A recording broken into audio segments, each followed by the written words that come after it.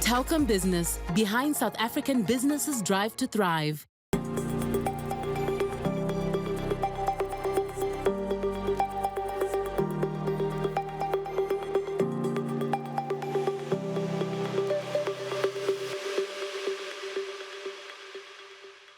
Technological innovation has caused major disruptions in nearly every industry in South Africa.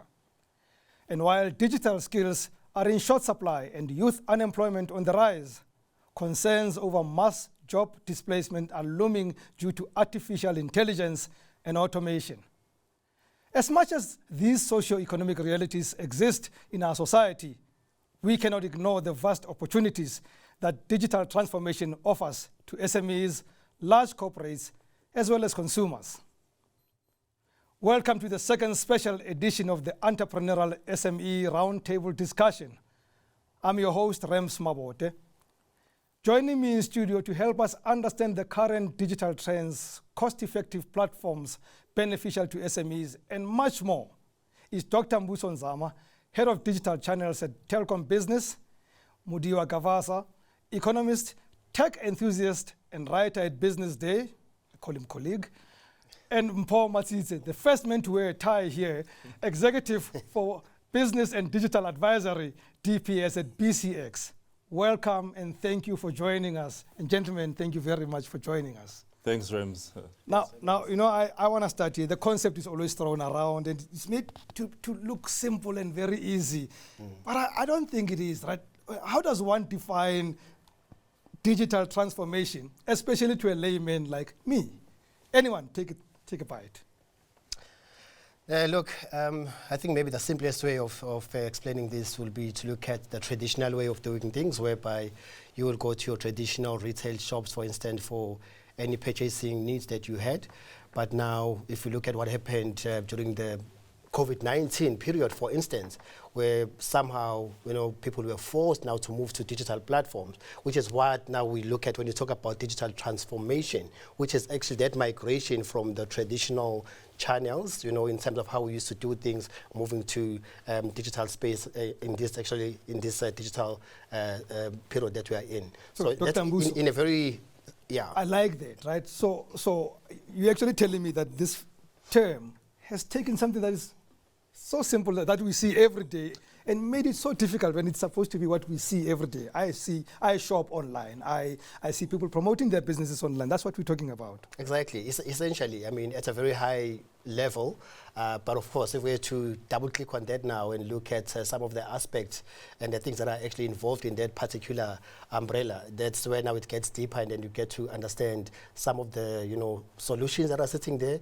Because of course, digital transformation is fully supported by the 4IR associated technologies, for instance. So hence why when you talk about the migration, it is that actually move from your traditional way of doing things, moving to more, you know, online and digital where now you can actually get everything online instead of you actually traveling to the malls. You can actually get stuff, you know, through your phone, through your laptop. You know, it's that easy. Yeah. It's that easy. Mpho, digital statistics states that despite a significant uptake, you know, and adoption of internet in this country, 16.6 million people still do not use the internet. Now, there has to be a reason. Why do you think there is still such a big number of people outside the World Wide Web? No, thanks for that, Rems. And I think the biggest challenge that we're having is the skills gap that is there. So we had a conversation last week with the former general statistician, and he mentioned that the skills gap is growing. We're just unable to cover or bridge the gap between. And if you look at how digital transformation is fast tracking, things are changing every 3 to 6 months, maybe even less than that. And now when you look at how we impart education and how we do things, I mean, my mom is an educator. They still use chalkboards. You know, they still use paper. They still mark exam papers that way.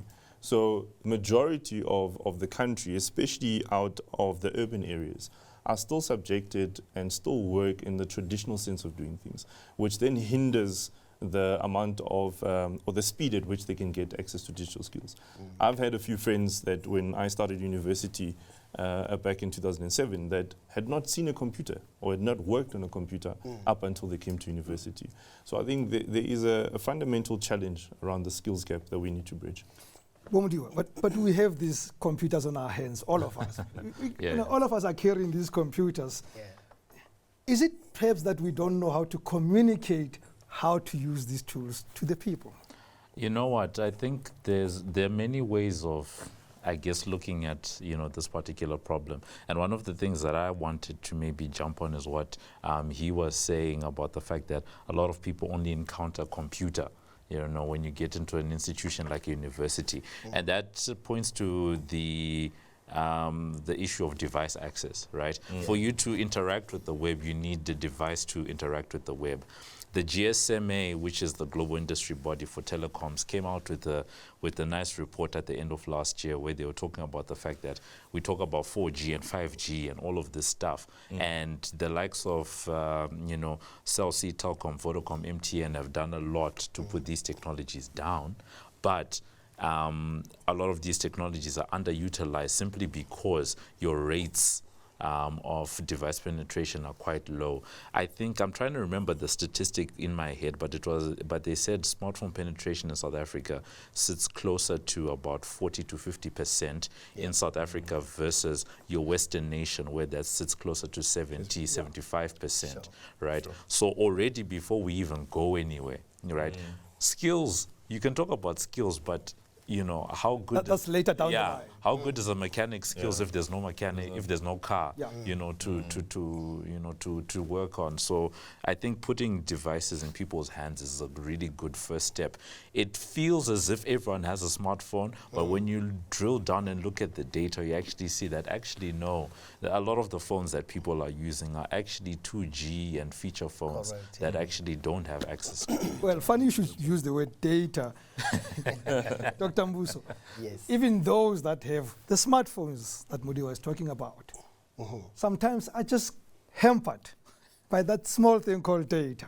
Yeah, no, definitely. And look, it is a challenge that is out there, but also if you look at what we have done, because of course, every solution that we actually execute or introduce, it is data-led, for instance.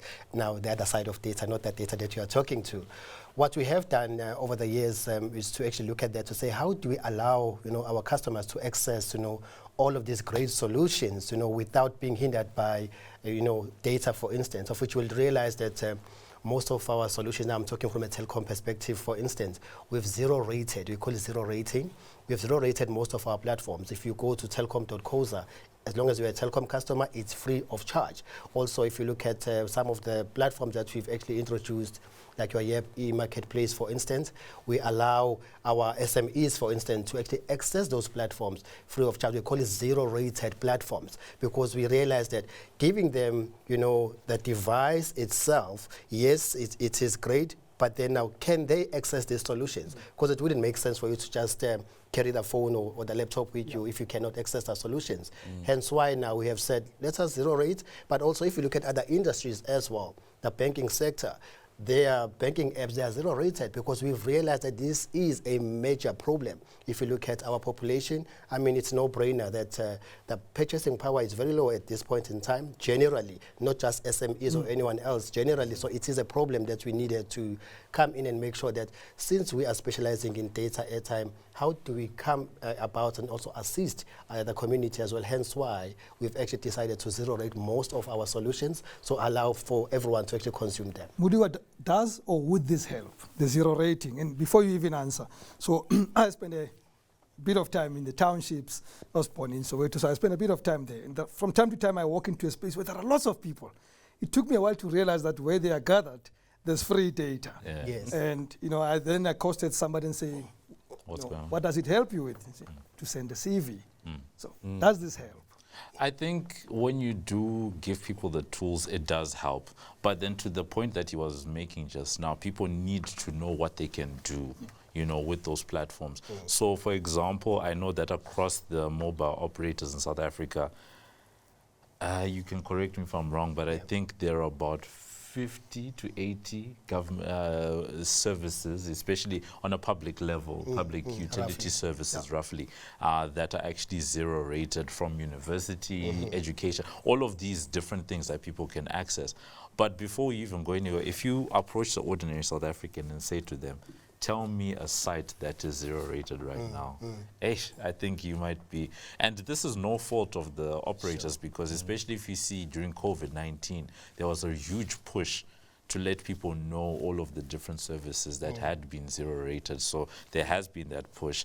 So I do think that... So where is the gap? Huh? So we have these services, we have people who need them, but they don't know about it. Where's the gap? Part of the construct or the factors that you've actually picked up through our research that you've done in-house as well, it's that gap around educational aspects, right? Because to your point, we've got all of these great things out there, but if we look at the educational aspect of skills gap, right? But then up front, before we even get to skills gap, for instance, people are not educated about these things. Hence why you still see people going to your internet cafes these days, people scanning stuff, but you're like, hold on, these services, you can actually access it on your mobile phone free of charge, you know. So there is that gap from education, of which now it's actually taps into a different topic to say, how do you partner with these key players in the industry, in the market, to make sure that you close this gap when it comes to education? Because remember, our customers is everyone and anyone in the street. So we need to make sure that there is that partnership. Well, then that brings us to the heart. You know, this show is about SMEs, right? Yes, so yeah. in very general, in our conversation, let's get to the heart. You guys have placed yourself in the center of this digital transformation space and this revolution that we're seeing, and restructuring the technologies that are available to SMEs. I want to know, what are the simplest things that are happening out there that are making it much easier for SMEs, because you exist as BCX and Telkom? So I think, Rams, that is a gap that we actively play in, right? So that's a space we really enjoy and we thrive in, because we have a deep passion for helping SMEs. So we work with a number of partner organizations and other SME organizations to help them understand, firstly, which is the education part of it, that Dr. Mbuso is alluding to, what technologies exist, at least as quick wins or low-hanging fruits. So things like understanding data analytics and how that can help you. How do you create convenience? Let me stop you right there. Okay.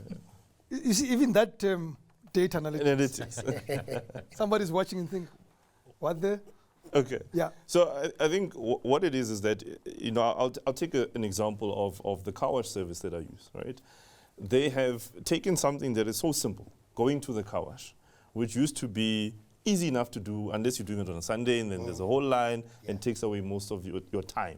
And that's what they're trying to do, is they're trying to save you time. So it's not so much about the car wash, but the value that's being created in the convenience. So what they've done is they've created an app which then exists on all app platforms, where you can book your car wash. They'll come wash it at your time that you've selected. You pay them with cash or with a card on the day, and then they leave. And then you can subscribe to that, etc. So what we're talking about is not necessarily the car wash. It's the convenience that we're creating, the value. So before people start, and more especially for businesses, start asking themselves, why should I invest in digital transformation? Or, yes, I want to invest. You should ask yourself the why. What is the why around why you're investing in digital transformation? And that is what we look to help SMEs with. We sit down and understand, what is the problem statement that you are trying to solve? Is it socioeconomic related? Is it a profit related, non-profit, etc.? Ours is to help you then frame that question and align it with the technologies that then exist, right? Exactly. So the term you mentioned, data analytics, which is the understanding of what is happening in your business. So, I mean, let's be honest, the biggest challenge small businesses are having is access to funds, all right? So cash flow, and cash flow that's coming in. But another key challenge that they're having within that space in itself is understanding what is happening in my business, right? So if you ask a typical example to a small business and say, Braram's cut his hair here. How many times has Braram's cut his hair in the last month? How much has he spent with us on average in the last 3 months? And how long has he been a customer of ours? Right? So now you start seeing a pattern, because then we can understand that Braram's cuts his hair every last Friday of the month. So therefore what we do is we avail 1 to 2 specifically for you. And then we push that to you as a calendar invite or just a mere SMS. And that's how we start building the convenience, which shows the differentiation of why small business would then exist in the bigger ecosystem. Other than it being overwhelming from optics point of view, there is also fear, and I think, Mudiwa, you can speak to this, from SMEs that technology can be expensive, right? When you mention an app, 10 years ago to create an app, you needed to be very wealthy. True. Is that a factor? Is that something that people feel, I'm not going that way because it means I must take from the little money that I make that I can't even access to get technology? Well, if you look at what some of the players are doing in the financial technology space, then you begin to understand that that initial door, to get into some of these technological services, some of the companies, even some of the operators are deciding that, you know what, we understand that for the ordinary small business in South Africa, maybe the cost of a terminal, the cost of a POS machine, all of this stuff might be a bit burdensome. Rather, let's give them, right? Because we can subsidize the cost of one of these machines and then make money on the services that are gonna come by, down the line. Because one of the things that ends up happening, this is, I guess, to extend, this issue around data analytics, is that after a while, I've actually seen, certain examples where you're able to track your records and all of that stuff. And one of the things that tends to happen in informal spaces is that because you don't have records, your dealings with formal businesses become a little bit harder. But if you can have and build those records, it means that, let's say you've got 20 spaza shops in a specific area. They all get onto a similar platform. Who knows, maybe BCX does something that's around a POS that can track spending and all of that stuff. What they can easily do after a while is you gather those 20 guys and you say, guys, let's see your reports. You guys are buying and selling, similar goods. Certain of your goods are similar: chips, sweets, popcorn, that type of thing. Let's go to a wholesaler, as a group, and then using the records that would not have existed if it wasn't for the technology. And let's see if we can get some type of a bulk buying, agreement. When you now start talking bulk buying and that type of thing, you've sort of skipped ahead of the technology, because sometimes people find technology to be a bit intimidating, and instead of having the technology conversation, you rather do this thing, the benefits, rather the benefits. And I think that's where I'm not hearing that we're not communicating the benefits more. So so phrases scare people, big words scare people, but if you demonstrate the benefit, maybe the 20 spaza shops around the 5-kilometer radius come together and do something together. Yeah, because I like the point you are raising, especially around cost, because when I look at cost, it's quite broad, right? But I always break it down to say there is the monetary value part of cost, and then there's an opportunity cost. And if you look at SMEs, they will be thinking, with the little that I have, now going to digital platforms, what does it mean, for instance, right? Do I have to spend this little that I have? And also, should I decide to take the route of digital? So now I need to spend my time learning how to do all of these things, because the know-how is key critical when it comes to digital. Hence why, as Telkom, for instance, we've designed and actually launched, a YEP platform, which is a digital marketplace, just to allow, SMEs to actually come list and sell their products and solutions onto that particular platform. What we have done, because we understand, that looking at the South African demographics as well, that the know-how when it comes to technology is not that great. Of course, it's relatively, So we have decided to actually provide expertise to these SMEs to say, you don't have to know how to design the website, for instance, how to actually develop the app, but instead, just come sign up with us. We will actually provide those to you so that you could actually focus on your core business, which is actually to sell whatever you are selling as a business. And also, we've went as far as also looking at how do we make sure that we do not affect them negatively, right? Whereby now we've opened up this YEP marketplace to all of the SMEs in South Africa to come and actually register their businesses for free. You can actually have What has been the uptake? Up to so far, just to share the numbers, we are sitting with a base of about 450,000 currently, yes, because we are actually supporting these SMEs, because we looked at that, especially with COVID-19, we realized that most of these SMEs were heavily impacted. And so we said, let us open up this platform instead of having a holiday, you know, because some people, they will still talk about payment holiday. We said, no, we are not in that space, but let us rather open up this platform to make sure that they can actually come list, sell their products on digital platforms. And also, we have a massive base as a Telkom group, for instance. I mean, you are able now, as you sell your stuff on that particular platform, it can go as far as millions of customers. So we've opened that up to them. And also there's a number of solutions that are actually available on that particular platform. But maybe one day I'll get to take you through that solution. You know what's good about what just happened? I need to take a break. Okay. I'm going to get rid of you in the next segment. But the good news is that a colleague of yours is coming in, so you went out with a bang. Right? We're going to take a break. When we return, we'll be joined by Mpho Matsitse, also from Telkom Business.